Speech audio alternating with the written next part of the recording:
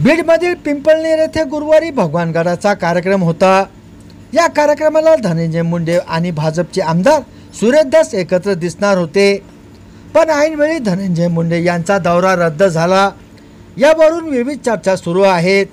याबाबत राज्याचे सहकार मंत्री बाबासाहेब पाटील यांना विचारले असता धनंजय मुंडेंची तब्येत ठीक नाही, त्यांना अर्धांग वायूचा झटका आला असून डोळे देखील वाकडे झाले आहेत, त्यांना नीट बोलताही येत नाही असे बाबासाहेब पाटील यांनी सांगितले।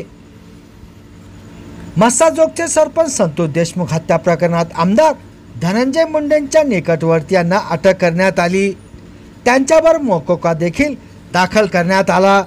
संतोष देशमुख यांच्या निर्गुण हत्येचे फोटो व्हायरल झाल्यानंतर धनंजय मुंडे यांना मंत्रिपदाचा राजीनामा द्यावा लागला होता।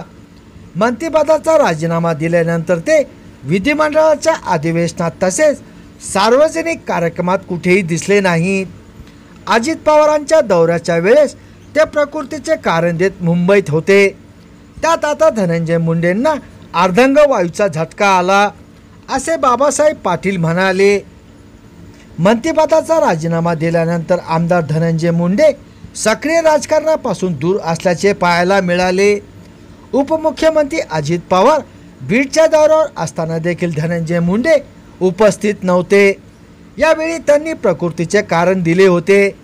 अशात आता धनंजय मुंडेंना अर्धांग वायूचा झटका आला, त्यांना नीट बोलता येत नाही अशी माहिती राज्याचे सहकार मंत्री बाबासाहेब पाटील यांनी दिली। ते आज नांदेडमध्ये माध्यमांशी बोलत होते। दरम्यान बीडच्या शिरूर तालुक्यातील पिंपळनेर येथील श्री क्षेत्र भगवानगडाच्या नारळी सप्ताहाच्या गुरुवारी सांगता झाली। यावेळी आयोजित समारंभात बोलताना नामदेव शास्त्री यांनी धनंजय मुंडे यांची पाठराखण केली होती।